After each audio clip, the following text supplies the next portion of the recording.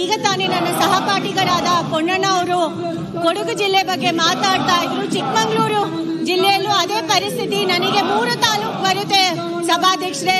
ಮೂಡಿಗೆರೆ ತಾಲೂಕು, ಕಳಸಾ ತಾಲೂಕು ಮತ್ತೆ ಚಿಕ್ಕಮಗಳೂರು ತಾಲೂಕು, 3 ತಾಲೂಕಲ್ಲಿ ಈ ತರ ಪರಿಸ್ಥಿತಿ ಆಗಿದೆ. ಸುಮಾರು ಕಡೆ ಮನೆಗಳು ಜರುಗೋಗಿದೆ. ನಿನ್ನೆ ಮೊನ್ನೆಯಿಂದ ವಾಡಿಕೆಗಿಂತ ಜಾಸ್ತಿ ಮಳೆ ಆಗಿದೆ. ನಾವು ಅಷ್ಟೊಂದು ಮಳೆ ನಿರೀಕ್ಷೆ ಮಾಡಿರ್ಲಿಲ್ಲ.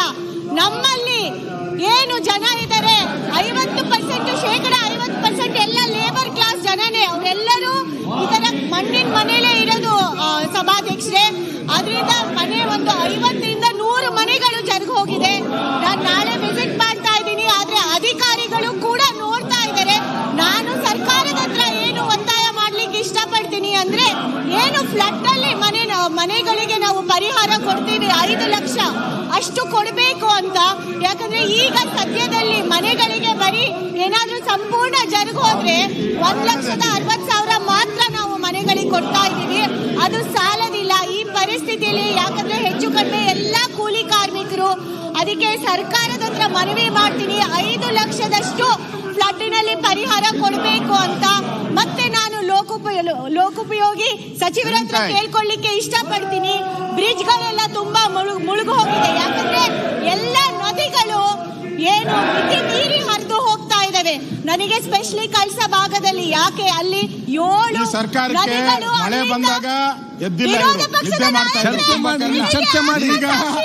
ಈಗ ಏಕಾಏಕಿ ನೀವು ಮಾತಾಡಿ, ಭ್ರಷ್ಟಾಚಾರ ನೀವು ಜನರ ಬಗ್ಗೆ ಮಾತಾಡಿ, ಇವರ ಬಗ್ಗೆ ಮಾತಾಡಬೇಡಿ. ನೀವು ಮಾತಾಡಿ, ನೀವು ಜನರ ಬಗ್ಗೆ ಮಾತಾಡಿ, ಇವರ ಬಗ್ಗೆ ಮಾತಾಡ್ತೀವಿ. ಆಯ್ತು, ತಮ್ಮಯ್ಯ ಮಾತಾಡಿ. ಭ್ರಷ್ಟಾಚಾರ ಸಬ್ಜೆಕ್ಟ್ ಮಾತಾಡಿ. ಅಧ್ಯಕ್ಷರೇ, ಭ್ರಷ್ಟಾಚಾರ ಮುಚ್ಚಾಕಕ್ಕೆ ಪೀಠ ಸಹಕಾರ ಮಾಡಬಾರ್ದು. ಸಹಕಾರ ಮಾಡಬಾರ್ದು. ಭ್ರಷ್ಟಾಚಾರ ಮುಚ್ಚಾಕಕ್ಕೆ ನಿಮ್ ಪೀಠ ಸಹಕಾರ ಮಾಡಬಾರ್ದು. ಏಕಾಏಕಿ ಮಳೆ ಬಂದಿಲ್ಲ. ಹಿಂದಿನಿಂದ ಮಳೆ ಬರ್ತಾ ಇದೆ. ಒಬ್ಬ ಮಂತ್ರಿ, ಜಿಲ್ಲಾ ಮಂತ್ರಿ ಹೋಗಿ ರಿವ್ಯೂ ಮಾಡಿಲ್ಲ. ಸರ್ಕಾರದಿಂದ ಹಣ ಬಿಡುಗಡೆ ಮಾಡಿಲ್ಲ. ಅಲ್ಲ, ಇಲ್ಲಿ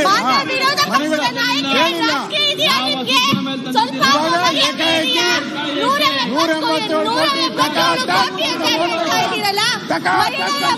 ಕೋಟಿ ನಿಮಗೇನು ಬೆಲೆ ಕಟ್ಟಕ್ಕಾಗೋದಿಲ್ವಾ?